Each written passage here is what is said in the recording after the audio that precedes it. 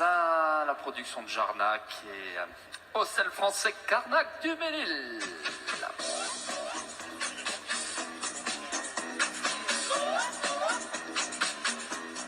Marc Verrier, j'imagine, dans quelques instants. Oui, monsieur Verrier, bonjour. Carnac du Ménil, sel français. He carries the sel français original label. 15 years old, a son of Jarnac, out of Elmer de Ménil and the Damsaz Knockers too. His offspring are willing and only want to please. Et Marc Verrier qui est à mes côtés, bien sûr, pour parler de celui qu'il connaît par cœur. Bonjour Marc. Bonjour Madi. Carnac du Ménil. On retrouve Jarnac qu'on a vu tout à l'heure avec une mère par Narcos 2, cheval qui a une très belle histoire et un des descendants de Jarnac qui a fait beaucoup parler de lui et qui a marqué l'histoire du sport il y a quelques années. Oui, donc c'est un fils, effectivement un fils de Jarnac, Narcos, sur une souche où il y a beaucoup de sang, Night and Day, Ranzo presque direct. Il présente un gros avantage en tant que sel français originel, c'est qu'il peut croiser avec beaucoup de sel français originel parce qu'il n'y a pas le sang de Grand Veneur, il n'y a pas le sang d'Uriel et on n'a pas le sang d'Almé. Donc en fait, il n'y a pas trop besoin de se creuser la tête. Voilà, il peut croiser avec, on peut rester en sel français originel sans risque de consanguinité ni autre.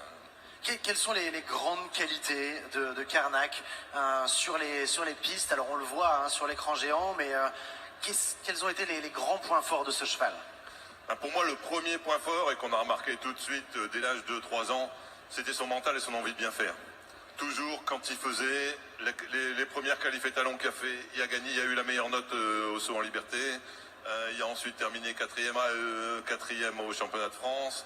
4 ans, 5 ans, 6 ans, il était toujours à 3/4 de sans faute, et quand c'était pas sans faute, c'était 4 points quasiment. Bon voilà, c'était une envie de bien faire et un mental, une disponibilité, et même en main, quoi. Son groom disait que si on avait des comme ça, il mettait jamais la couture électrique, il n'y avait pas de problème, quoi. C'est vraiment un cheval gentil et qui produit comme ça. Voilà, c'est ce que j'allais vous demander. Est-ce qu'il va retransmettre justement ces qualités, cette envie de bien faire, qui est très importante, cette gentillesse aussi, parce que on cherche pas tous des bêtes de Grand Prix international. Voilà, comme je dis souvent, moi je peux pas garantir qu'il vous fera le champion du monde ou qu'il vous fera le champion olympique.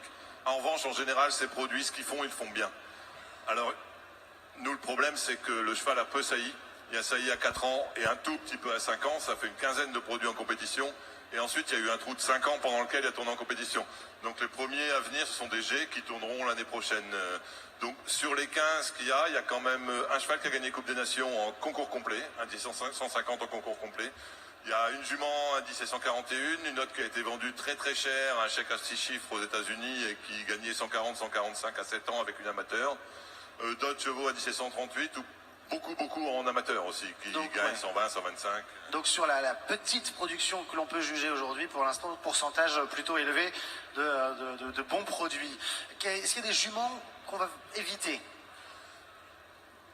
Éviter, je dirais que ce qu'on peut éventuellement éviter, ce serait une jument type Narcos, voilà, avec un équilibre vraiment trop mauvais. Lui, ça va, mais il faut pas non plus lui apporter, voilà, des juments avec un équilibre vraiment trop mauvais.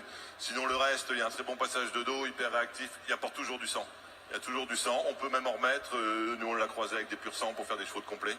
Voilà, donc sinon, en dehors de ça, bon, il fait plutôt homogène, plutôt des chevaux qui vont être entre 1m65 et 1m70 suivant la jument, grosso modo. Et il y en a qui l'ont utilisé sur des ponettes parce qu'il agrandit pas, outre mesure. Il rapetisse pas, mais il agrandit pas, donc...